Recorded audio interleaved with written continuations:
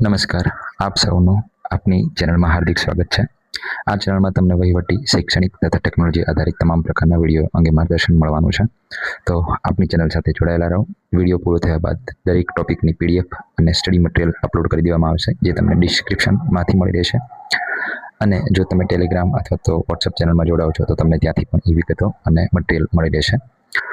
Test છે એ તમે આપતા રહેશો તો તમારું નોલેજ વધતું રહેશે, અને ટેસ્ટ આપ્યા બાદ એનું રિઝલ્ટ પર તમને જોવા મળશે. તો ટેસ્ટ આપી અને તમારું જ્ઞાન ચકાસતા રહેવું. ટેટને અને જે શૈક્ષણિક પરીક્ષાઓ છે એને લગતા આજના નવા વિડીયોમાં આપ સૌનું હાર્દિક સ્વાગત છે. આપ સૌની પરીક્ષામાં શિક્ષણ વ્યવહાર અને વર્ગ વ્યવહારને લગતા કેટલાક પ્રશ્નો છે જે પરીક્ષામાં પૂછાય છે. તો એના વિશે માહિતી આપતા વિડીયો આપ સમક્ષ રજૂ કરું છું. તો જેને ધ્યાનથી જોશો, સમજશો અને સાંભળશો તો તમારી પરીક્ષામાં માર્ક્સ કપાવવાની સંભાવના ઘટી જશે અને તમે પરીક્ષામાં આરામથી જવાબ સુધી પહોંચી શકશો. શિક્ષણ વ્યવહાર અને વર્ગ વ્યવહાર આ બંને છે, તો એનો પહેલાં તો કોન્સેપ્ટ સમજવાનો છે તમારે. શિક્ષણ વ્યવહાર એટલે શું અને વર્ગ વ્યવહાર એટલે શું, બંનેનો વિસ્તાર કેટલો, વ્યાપ કેટલો અને એ ક્યાં કામ આવે છે. તો શિક્ષણ વ્યવહાર એ એક વ્યાપક પ્રક્રિયા છે, અથવા તો એમ કહેવાય કે બહુ વિસ્તૃત પ્રક્રિયા છે, જેની અંદર શિક્ષણને લગતી તમામ બાબતોનો સમાવેશ થાય છે. કે શાળામાં થતા રમતગમત, શાળામાં થતી પ્રાર્થના, શૈક્ષણિક પ્રવાસ, વાલીઓ, સમાજ સાથેના તમામ વ્યવહારો એ શિક્ષણ વ્યવહાર કહેવાય છે, જેનો મુખ્ય ઉદ્દેશ બાળકોના સર્વાંગી વિકાસ અને સિદ્ધિને પારંગતતા સુધી લઈ જવાનો છે. એમાં પ્રવૃત્તિની જે વાત કરીએ એ મુજબ હતું. અને વર્ગ વ્યવહાર એ શું છે? તો વર્ગ વ્યવહાર એ શિક્ષણ વ્યવહારનો એક નાનકડો ભાગ છે, જેના અંદર આપણે માત્ર વર્ગખંડમાં શિક્ષક અને વિદ્યાર્થી જે ક્લાસરૂમનું ઇન્ટરેક્શન કરે છે એને જ વર્ગ વ્યવહાર કહેવામાં આવે છે. લક્ષ્ય શું છે? તો કે ચોક્કસ વિષય વસ્તુ શીખવા માટે વાણી, વિચાર અને બાળકોના જે વર્તન છે એના અંદર પરિવર્તન લાવવાનું કામ છે એ વર્ગ વ્યવહાર કરે છે. પ્રવૃત્તિઓ તો શાબ્દિક, અશાબ્દિક, પ્રશ્નોત્તરી, સૂચનાઓ, આ જે પ્રક્રિયા છે એને વર્ગ વ્યવહાર કહેવામાં આવે છે. અધ્યાપન પ્રક્રિયાનો પ્રાણ એ વર્ગ વ્યવહાર ગણાય છે, એ સમજશો. વર્ગ વ્યવહારની આંતરક્રિયાના મુખ્ય 3 સ્તંભો છે, જેમાં તમે જોઈ શકો છો કે શિક્ષક વિદ્યાર્થીની આંતરક્રિયા, વિદ્યાર્થી વિદ્યાર્થીની આંતરક્રિયા અને વિદ્યાર્થી સામગ્રીની આંતરક્રિયા. શિક્ષક વિદ્યાર્થી આંતરક્રિયા એટલે શું છે? કે શિક્ષકો બાળકોને જે સમજૂતી આપે છે, ત્યારબાદ પ્રશ્ન પૂછે છે, માર્ગદર્શન આપે છે, એ તમામ શિક્ષક વિદ્યાર્થી આંતરક્રિયા કહેવાય છે. જેની અંદર જે વિદ્યાર્થી આંતરક્રિયા છે એમાં જૂથ ચર્ચા, સહકાર, અધ્યયન, સમવડિયા એટલે કે પિયર લર્નિંગ અને લઘુત્તકરણથી દૂર થાય છે, એ માટે બાળકોને શીખવાનો પ્રયત્ન કરવામાં આવે છે. આના માટે પ્રવૃત્તિ કઈ કરી શકાય? તો કે જૂથ ચર્ચા, પ્રોજેક્ટ કાર્ય, ચર્ચા, પ્રશ્નોત્તરી, ક્વિઝ વગેરે તમે કરાવી શકો છો. વિદ્યાર્થી સામગ્રી આંતરક્રિયા, આમાં શું છે? તો કે બાળકો જાતે શીખતા થાય છે, એ માટે કેટલીક સામગ્રીઓ છે, સેલ્ફ લર્નિંગ મટીરિયલ જે આપવામાં આવે છે. એમાં આઈસીટીના સાધનો છે, કોઈ ઓનલાઈન ક્વિઝ છે, નકશા છે, પ્રયોગશાળાના સાધનો છે, પાઠ્યપુસ્તક છે. બાળક જે કંઈ પોતાની જાતે સ્વ અધ્યયન દ્વારા શીખવાનો પ્રયત્ન કરે છે એને વિદ્યાર્થી સામગ્રી અને વિદ્યાર્થી આંતરક્રિયા કહેવામાં આવે છે. શિક્ષકે વર્ગખંડનો વર્ગ વ્યવહાર વ્યવસ્થિત શીખવા માટે એને સૌપ્રથમ શરૂઆત છે, જે તમે બીએડ કે પીટીસી કર્યું છે ત્યારે તમને માઇક્રો ટીચિંગ નામના પાઠ આપવાનું કહ્યું હશે અને આપ્યા પણ હશે. તો એના સ્ટેપ છે એ જોઈએ. તો કે માઇક્રો ટીચિંગ છે એ શું છે? તો કે એક સિમ્યુલેશન છે, એક કૃત્રિમ વર્ગ ઊભો કરવામાં આવે છે, જેની અંદર થોડા ઘણા બાળકો હોય છે અને તમે એક શિક્ષક તરીકે કામ કરો છો, જેમાં તમને વર્ગના વાસ્તવિક વાતાવરણની પરિસ્થિતિનો પરિચય કરવામાં આવે છે. જે વિશિષ્ટ કૌશલ્યની પ્રાપ્તિ તરફ એકાગ્રતા કેળવે છે. ડૉક્ટર કુલકર્ણી આ કીધું હતું. તો જે માઇક્રો ટીચિંગ છે અથવા માઇક્રો પાઠ છે એની અંદર શું આવે? સૌપ્રથમ તો કે સૂક્ષ્મ પાઠનું આયોજન કરવું. શિક્ષણ કાર્ય છે 5 થી 7 મિનિટનું હોય છે. પ્રતિપુષ્ટિ એ 6 મિનિટની હોય છે. પ્રતિપુષ્ટિ એટલે કે જે તમારા સામે ઓબ્ઝર્વર બેઠા છે, અવલોકન કરીને તમારો પાઠ સારો ખરાબ છે એ મુજબની પ્રક્રિયા છે અને પ્રતિપુષ્ટિ કહે છે. જો તમારો પાઠ ખરાબ છે તો તમારે પુનઃ આયોજન કરવા માટે તમને 10 મિનિટ મળે છે. પુનઃ આયોજન થઈ ગયા બાદ તમારે પુનઃ શિક્ષણ જે 7 મિનિટનું હોય છે, 5 થી 7 મિનિટ, અને પુનઃ પ્રતિપુષ્ટિ એટલે કે ફરીથી એમના ભાવ પ્રતિભાવ લેવાના થાય છે. આમ આ જે માઇક્રો પાઠ છે આટલા સ્ટેપમાં પૂરો થાય છે, તેનું ધ્યાન રાખવું. તમને પરીક્ષામાં પ્રશ્ન પૂછાય કે ભાઈ શિક્ષણ કાર્ય માઇક્રો ટીચિંગમાં કેટલા મિનિટનું હોય? તો કે 5 થી 7 મિનિટનું. પ્રતિપુષ્ટિ અને પુનઃ પ્રતિપુષ્ટિ કેટલા મિનિટની હોય છે? તો કે 6 મિનિટની. અને પુનઃ આયોજન માટે કેટલો સમય મળે છે? તો કે અંદાજિત 10 મિનિટનો સમયગાળો છે. આ બધું તમારે ધ્યાનમાં લેવાનું છે. મુખ્ય અધ્યાપન કૌશલ્યની વાત કરીએ, તેમાં વિષય પ્રમુખ છે, સુદૃઢીકરણ છે, ઉદાહરણ કૌશલ્ય છે, પ્રશ્ન પ્રવાહિતા છે, કાપા કૌશલ્ય છે, ઉત્તેજના પરિવર્તન છે. આ બધા કૌશલ્ય છે, પણ આના માટે આપણે એક અલગ વિડીયો બનાવીશું અને તેમાં વિસ્તૃત સમજ મેળવીશું. અત્યારે ખાલી મુખ્ય વાત જોઈએ તો કે વિષય પ્રમુખ કૌશલ્ય કોને કહેવાય? તો કે જે ટોપિક તમે બાળકોને શીખવાનો છે એના પહેલાં બાળકોને જે વિષય પ્રત્યે અભિમુખ કરવા એને વિષય પ્રમુખ કહે છે. સુદૃઢીકરણ કૌશલ્ય એટલે શું? તો કે બાળક જ્યારે વર્ગમાં આવે છે ત્યારે એના જવાબો છે ત્યારે તમે એને પ્રોત્સાહિત કરો છો, એને સુદૃઢીકરણ કહેવાય. એ પ્રોત્સાહન હકારાત્મક રાખવું. એના 2 પ્રકારો છે, હકારાત્મક અને નકારાત્મક. તો તમારે નકારાત્મક જે સુદૃઢીકરણ કૌશલ્ય છે એનાથી દૂર રહેવાનો પ્રયત્ન કરવાનો. ઉદાહરણ કૌશલ્ય એટલે શું કે જે તે કોઈ મુદ્દો છે એને લગતા તમે ઉદાહરણ આપી અને એ વિષય તરફ લઈ જાઓ છો બાળકને શીખવા માટે, ઉદાહરણ કૌશલ્ય કહેવાય. પ્રશ્ન પ્રવૃત્તિ કૌશલ્ય કે તમારો વિષય ચાલે છે, તમે બાળકોને પ્રશ્નોત્તરી કરો છો અને બાળકો પ્રશ્નોના જવાબ આપે છે, વિચારે છે, તર્ક કરે છે, સમજ મેળવે છે, એને પ્રશ્ન પ્રવૃત્તિ કૌશલ્ય કહેવાય. કાપા કૌશલ્યમાં તમને ખબર જ છે એ મુજબ કે ભાઈ કાપામાં લખવું અને કઈ રીતે લખો છો, કે શિક્ષકે 45 અંશના ખૂણે ઊભું રહેવું જોઈએ, કાપામાં લખતી વખતે અવાજ ના થવો જોઈએ, બાળકોને કાપાની વચ્ચે વારંવાર ના આવવું જોઈએ, અક્ષરો વ્યવસ્થિત હોવા જોઈએ, લાઈનમાં લખાયેલા હોવા જોઈએ. આ બધું કાપા કૌશલ્યનું લક્ષણ છે. ઉત્તેજના પરિવર્તન કૌશલ્ય એટલે કે બાળક ભણતા તમે જોશો તો કે અચાનક અવાજ કરવા લાગે છે તો એનું ધ્યાન ભટકે છે, ત્યારે એ વખતે તમે એને ફરીથી વિષય પર તરફ વાળવા માટે શું કરો છો, તો એને ઉત્તેજના પરિવર્તન કૌશલ્ય કહે છે. નેડ ફ્લેન્ડર્સનું વર્ગ વ્યવહારનું વર્ગીકરણ એક પરિચય તરીકે આપણે લઈએ તો કે મિશિગન સ્ટેટ યુનિવર્સિટી એટલે કે અમેરિકામાં આવેલી છે અને એના એક શિક્ષક છે, એમણે વિદ્યાર્થી વર્ગ વ્યવહારના 10 ઘટકો દર્શાવ્યા છે. આ ખાસ પરીક્ષામાં યાદ રાખજો કે એ પ્રોફેસર કઈ યુનિવર્સિટીના હતા, તો કે મિશિગન સ્ટેટ યુનિવર્સિટી, અને વિદ્યાર્થી વર્ગ વ્યવહારના કેટલા ઘટકો એમના દ્વારા આપવામાં આવ્યા હતા, તો કુલ 10 હતા. જેમાં વાતચીત છે એ વાતચીત આધારિત 2 મુખ્ય ઘટકો છે. એમાં શિક્ષકની વાતચીત આવશે અને વિદ્યાર્થીની વાતચીત આવશે. શિક્ષકની જે વાતચીત છે એના પણ 2 પેટા પ્રકારો છે કે પરોક્ષ અસર જેમાં થતી હોય અને પ્રત્યક્ષ અસર થતી હોય. એવી રીતે વિદ્યાર્થી વાતચીતમાં પણ એમ છે કે જવાબ આપે છે અને પહેલ કરે છે. દરેકની આગળ એનો નંબર લખેલો છે, એ પણ ખાસ યાદ રાખજો. જે વર્ગ વ્યવહારનું વાતચીત સિવાયનો એક બીજો મુખ્ય જે ઘટક કહેવાય એ છે શાંતિ અથવા મૂંઝવણની પરિસ્થિતિ. એ આપણે સમજીશું પછી.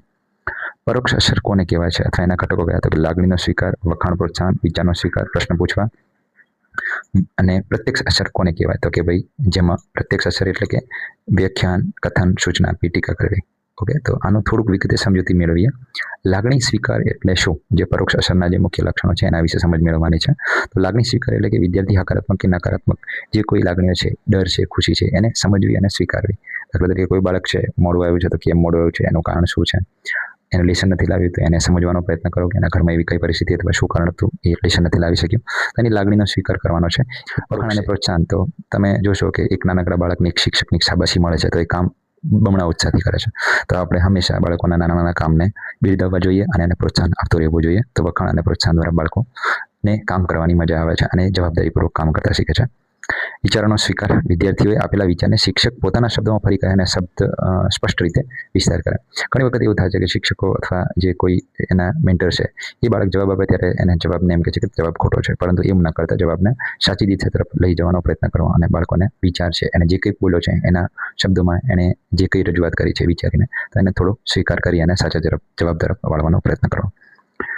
પ્રશ્ન પૂછવા, તો કે વિષય વસ્તુના સંદર્ભમાં વિદ્યાર્થીઓને જ્ઞાન ચકાસે એવા પ્રશ્ન પૂછવા જેથી તેઓ સક્રિય બને. એના જ્ઞાનને ચકાસે, ન કે ગોખણીયું જ્ઞાન હોય, એમાં એને એની કેટલી જે સ્કિલ છે, એનો જે કેટલી વિચાર શક્તિ છે એ બધું ચકાસતા પ્રશ્નો એને પૂછવા જોઈએ. ફ્લેન્ડર્સ શિક્ષકની પ્રત્યક્ષ અસર છે, તો કે ભાઈ પ્રત્યક્ષ અસર એટલે કેવી અને પરોક્ષ અસર. અસરમાં એવું હતું કે જેમાં બાળકોના જે લાગણી છે, વિચારો છે, એ ગ્રહણ કરવા શિક્ષક પરોક્ષ વિશે એમાં ભાગ ભજવતો છે. અને પ્રત્યક્ષ એટલે શું છે કે જેમાં શિક્ષક એની સામે લાઈવ ઊભો છે અને ફેસ ટુ ફેસ એની સાથે વાતચીત કરે છે, તો આ પ્રત્યક્ષ અસરથી કહેવાય. એવા ઘટકો કયા છે કે 5મો, 6ઠું, 7મો અને અસરમાં વ્યાખ્યાન અને કથન. શિક્ષક દ્વારા એકને સમજૂતી આપી, હકીકતો જણાવી, પોતાનો મત રજૂ કરવો. આ માત્ર શિક્ષક જ બોલે છે, એટલે કે પ્રત્યક્ષ અસર થઈ છે. પહેલામાં દ્વિધ્રુવીય પ્રક્રિયા હતી. સૂચના આપી, વર્ગમાં કોઈ પ્રવૃત્તિ, શિસ્ત, કાર્યનો આદેશ આપવામાં સૂચના કે તમારું પુસ્તક ખોલો, બોર્ડ પર જુઓ, અહીં બધી સૂચના આપી, એ પ્રત્યક્ષ છે, ઘટક છે વર્ગ વ્યવહારના.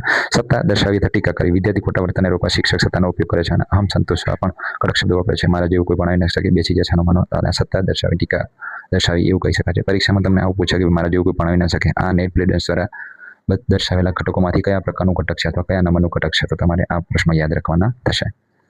વિદ્યાર્થી કથન, જેમાં વિદ્યાર્થી પોતાના પ્રતિભાવ આપે છે, તો એમાં વિદ્યાર્થી પ્રતિભાવ છે અને વિદ્યાર્થીની પહેલ છે. વિદ્યાર્થીના પ્રતિભાવ એટલે તમે બાળકને કશો પ્રશ્ન પૂછો તો બાળક એનો જવાબ આપે છે અથવા પોતાનો પ્રતિભાવ રજૂ કરે છે, એ વિગતવામાં આવશે. અને પહેલ કે કેટલાક બાળકો છે ઉત્સાહી હોય છે, તમે વર્ગમાં જતા તો તમને કહે છે કે સાહેબ આજે આ કરીએ, આ શીખીએ, આ વસ્તુ કરીએ, તો એને વિદ્યાર્થી પહેલ કહેવાય છે કે પોતે પોતાના મૌલિક વિચારો અથવા નવી રજૂઆત રજૂ કરે છે.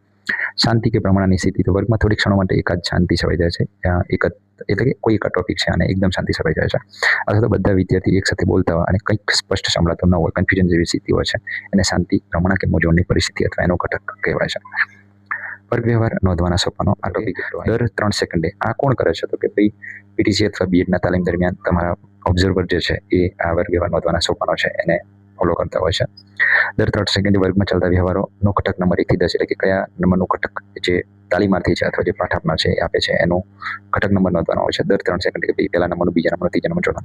અને નિરીક્ષણ શરૂ કરતા પહેલા અને પૂરું થયા પછી 10 નંબર ફરજિયાત મૂકવો. એટલે કે જ્યારે વર્ગ શરૂ થાય ત્યારે પણ શાંતિ અને મૂંઝવણની સ્થિતિ હશે, અને પૂરું થયા ત્યારે પણ શાંતિ અને મૂંઝવણ, એટલે કે ત્યાં પૂરો એકદમ શાંતિની સ્થિતિ હશે. તો શરૂઆત અને અંતમાં તમને પૂછાય કે કયા નંબરનો ઘટક આવે છે વર્ગ વ્યવહાર નોંધવાના સોપાનમાં, તો 10મા નંબરનો આવશે.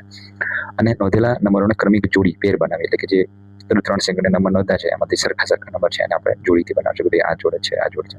અને જોડને આધારે મેટ્રિક ટેલી, આ યાદ રાખજો કે ભાઈ વર્ગ વ્યવહારના જે નોંધાયેલા સોપાન છે એને કઈ જગ્યાએ અથવા કયા કોષ્ટકમાં મૂકવામાં આવે છે, કે મેટ્રિક ટેલી માર્ક છે એની અંદર એને નોંધ કરવામાં આવતી હોય છે. ઓકે, અને એ મેટ્રિક ટેલી હોય છે એમાં કેટલા ખાના હોય છે, તો કે 10/10, એટલે કે કુલ આટલા જે 10 × 10 એટલે કે 100 જેટલા ખાના એમાં આવેલા હોય છે 10/10ના મેટ્રિક્સમાં વિશ્લેષણ કરવામાં આવે છે. આ છે એ વર્ગ વ્યવહારના સોપાનોને નોંધવાનું એક ટેબલ છે. આ રીતે એમાં નોંધવામાં આવે છે 10મું, અને છેલ્લે પણ 10મું હોય છે. દર 3 સેકન્ડે જે કયા પ્રકારનું જે એનું ઘટક છે એ નોંધવામાં આવે છે, અને ત્યારબાદ એની જોડ બનાવવામાં આવે છે.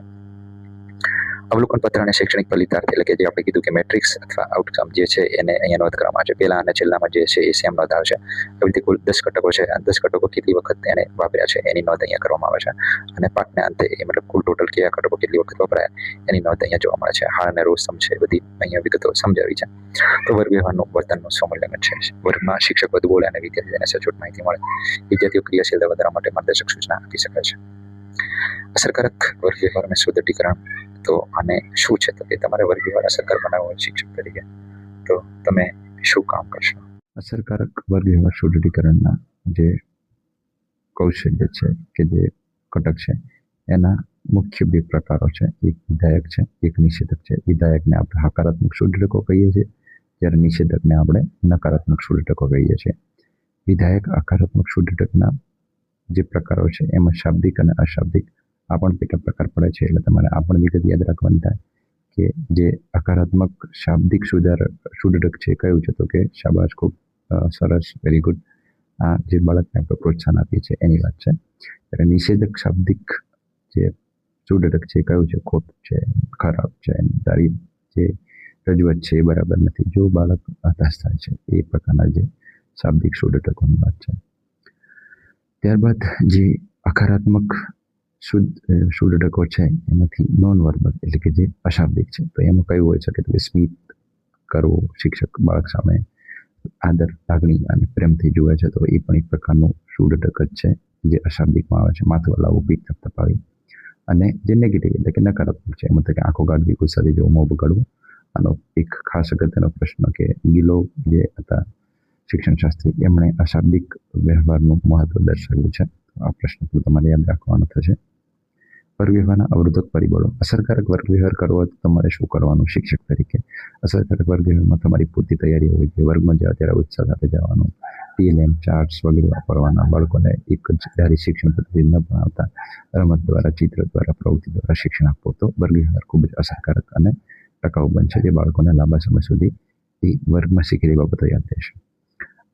એ બાબતો સિવાય કે અવરોધક પરિબળો કયા છે જે વર્ગ વ્યવહારને અવરોધરૂપ બને છે? તો ભૌતિક અવરોધ, જેમાં ભૌતિક સુવિધાઓ નથી અથવા ભૌતિક સુવિધાઓની ખામી છે, ઓછી છે, અછત છે, તો એ ભૌતિક સુવિધાઓ અછતરૂપ બને છે, તો વર્ગ વ્યવહાર બરાબર થતો નથી.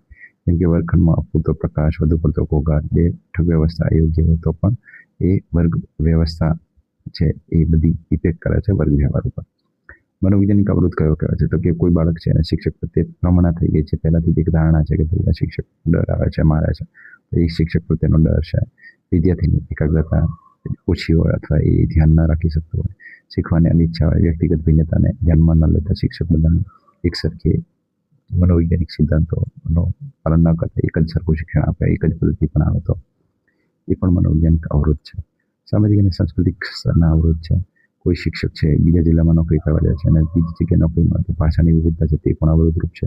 સાંસ્કૃતિક અને પાશ્ચાત્ય ભૂમિકા, શિક્ષકનો વિષય વસ્તુ પર અપૂરતું પ્રભુત્વ, અથવા તો શિક્ષકને વધારે આવડે છે પણ એ વ્યવસ્થિત રીતે ડિલિવર એટલે બાળકોને શીખવી નથી શકતા, તો પણ એ પણ એક અસરકારક પરિબળ બને છે જે વર્ગ વ્યવહારને અથવા વર્ગ વ્યવસ્થાને અવરોધરૂપ બને છે.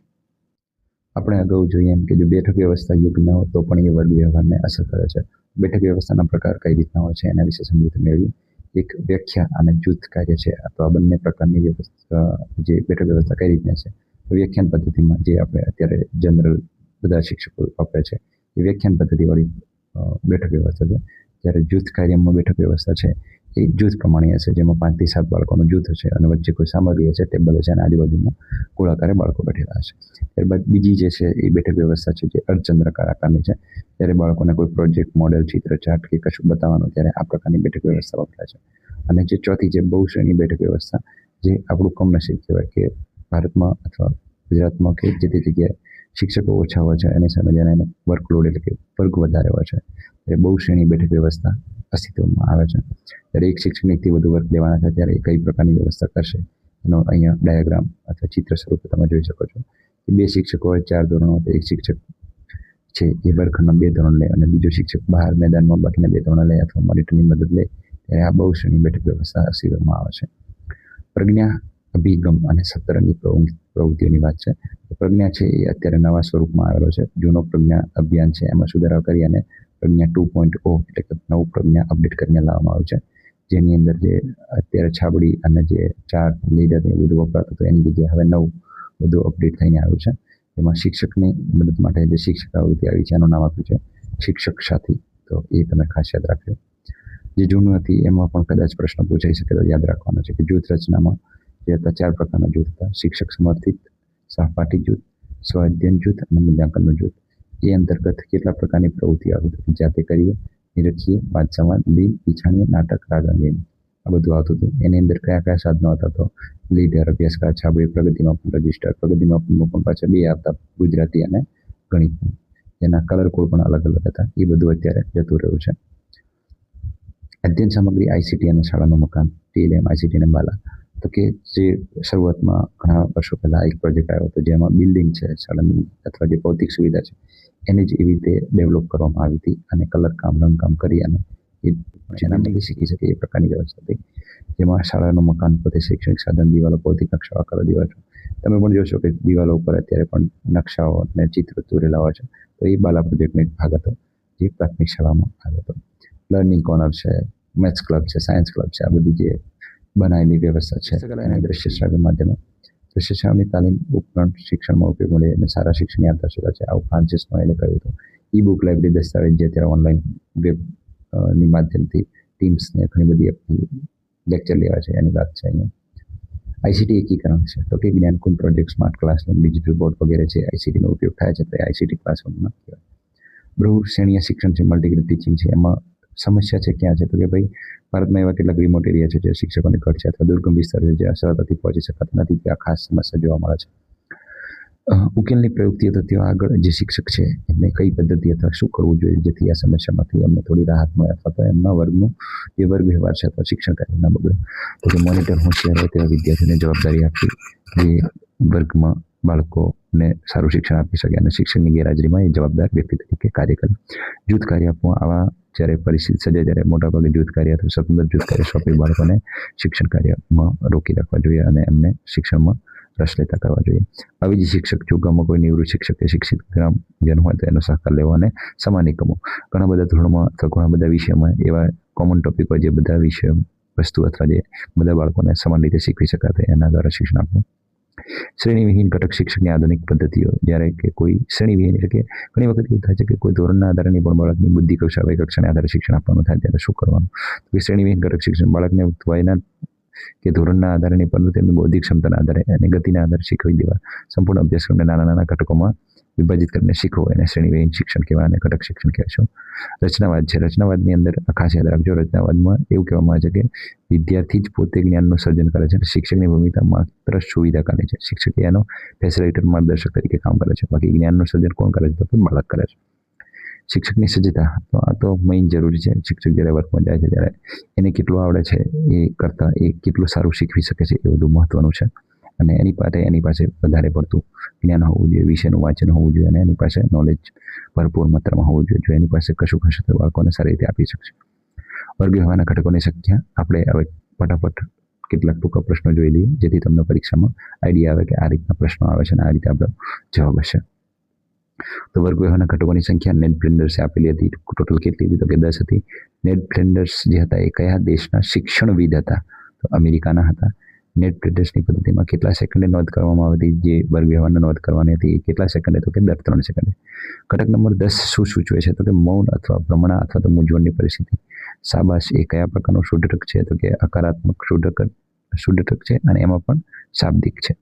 ફ્લેન્ડર્સની સાંકળ શરૂઆત જે કયા નંબરથી થાય કે શરૂઆત આપણે જે કહીએ સાંકળ નોંધવાની છે, શરૂઆત અને અંત. તમને કોઈ પણ પ્રશ્ન પૂછે કે શરૂઆત કયા નંબરથી થાય અથવા અંત કયા નંબરથી થાય, તો કે 10 નંબરથી થશે. વિદ્યાર્થી જ્યારે સામાજિક પ્રશ્ન પૂછે ત્યારે કયો ઘટક ગણાય, તો કે ઘટક નંબર 9 વિદ્યાર્થી પહેલ. જ્ઞાનકુંજ પ્રોજેક્ટ શેની સાથે સંકળાયેલ છે, ડિજિટલ ક્લાસરૂમ એટલે કે આઈસીટી સાથે સંકળાયેલ. શિક્ષક જ્યારે વ્યાખ્યાન આપે ત્યારે કયો ઘટક વપરાય, તો ઘટક નંબર 5 શિક્ષકની વ્યાખ્યાન પદ્ધતિ. વર્ગ વ્યવહારમાં અશાબ્દિક વ્યવહાર કોણે આપ્યા અથવા અશાબ્દિક વ્યવહારનું મહત્વ અથવા એમની જે વાતચીત છે કોણે રજૂ કરી, તો કે ગિલોવે રજૂ કરી હતી. વિષયાભિમુખ કૌશલ્યનો મુખ્ય હેતુ વિદ્યાર્થીઓને જે તે વિષય અથવા વિષય વસ્તુના ટોપિક પર આકર્ષિત કરવા અને એમનું ધ્યાન કેન્દ્રિત કરવા એને વિષયાભિમુખ કૌશલ્ય કહેવાય. અધ્યાપનનું હૃદય અથવા અધ્યાપનનો આત્મા અથવા અધ્યાપનનો હાર્દ, આ ત્રણેય પ્રશ્નોનો એક જ જવાબ છે, વર્ગ વ્યવહાર છે. લર્નિંગ ધ ટ્રેઝર વિથિન આ અહેવાલ કોણે આપ્યો, તો કે ડેલર્સ કમિશન અથવા ડેલર્સ રિપોર્ટમાં આપણે આ બધી વિગતો જોવા મળે છે. ડેલર્સ કમિશન જોવા મળે છે.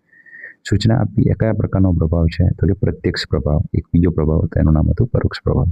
આ પણ તમારે વિગતો યાદ રાખવાની થાય. વિદ્યાર્થીને ખોટા વર્તનને રોકવા શિક્ષક કયા ઘટકનો ઉપયોગ કરે છે, ઘટક નંબર 7, તો કે ખોટું વર્તન કરે ત્યારે ટીકા કરવાની થાય છે અને એને રોકવાનો થાય છે. આંતરક્રિયા મેટ્રિક્સનું કદ કેટલું હોય છે, આંતરક્રિયા મેટ્રિક્સનું કદ 10/10 એટલે કે 10x10 હોય છે. વર્ગ વ્યવહારમાં પ્રત્યન કેવો હોવું જોઈએ, તો દ્વિમાર્ગી. ખાલી એકલા શિક્ષક બોલે તો ચાલવાનું નથી, એટલે કે બાળકો અને શિક્ષક બંને આદાન પ્રદાનની પ્રક્રિયા દ્વારા શીખે અને દ્વિમાર્ગી પ્રક્રિયા કહેવામાં આવે છે અથવા દ્વિધ્રુવીય પ્રક્રિયા પણ કહેવામાં આવે છે. માઇક્રો ટીચિંગ કયા કૌશલ્ય દ્વારા પૂરું પાડવામાં આવે છે, તો કે સંકલન કૌશલ્ય. જે પાઠ પૂરો થાય છે એ કયા કૌશલ્ય દ્વારા પૂરો પાડવામાં, તો કે સંકલન કૌશલ્ય. બધાનું ભેગું કરી અને અંતે જે બને છે ત્યારે માઇક્રો પાઠ બને છે, જેમાં પ્રતિપોષણ, પોષણ, પુનઃપોષણ ને આ બધા ઘટકો આપતા હતા. રચનાવાદમાં શિક્ષકની ભૂમિકા એ માત્ર માર્ગદર્શક કે સુવિધા કરનાર અથવા ફેસિલિટેટરની રહે છે. વિદ્યાર્થીના પૂર્વ જ્ઞાનને ચકાસવા કયું કૌશલ્ય વપરાય, તો કે વિષયાભિમુખ કૌશલ્ય વપરાય છે. અહીંયા આપણે આપણો ટોપિક પૂરો કરીએ છીએ. આ ટોપિક સિવાય હવે આગળના વિડીયોમાં આપણે નવા ટોપિકથી શરૂઆત કરીશું. આ ટોપિકમાં કોઈ પણ ટોપિકમાં મૂંઝવણ હોય તો નીચે આની જે ડીએલએડનું મોડ્યુલ છે એ પણ એડ કરેલું છે, તમને આમાંથી વિસ્તૃત માહિતી મળી રહેશે. પણ ઉપરના જે આપણી પીપીટી છે એના અંદર મોટાભાગની બાબતો, પ્રશ્નો, એનું સ્વરૂપ, પરીક્ષાના આઈએમપી પ્રશ્નો વગેરે કવર કરેલ છે. તો આ વિડીયોને 1-2 વાર ધ્યાનથી જોશો, સમજશો તો તમને વધારે ખ્યાલ આવશે અને સમજણ પડી જશે. આ વિડીયો પૂરો થયા બાદ આપને એક ટેસ્ટની લિંક પણ આપી દેવામાં આવશે, ડિસ્ક્રિપ્શનમાં હશે. તેમાં જઈ તમે ટેસ્ટ આપશો તો તમને આના સિવાયના બીજા નવા પ્રશ્નો જોવા મળશે, જે તમારું જ્ઞાનને ચકાસવા માટે ઉપયોગી થશે. તો ટેસ્ટ જરૂરથી આપજો. Thank you very much. આપનો ખૂબ ખૂબ આભાર.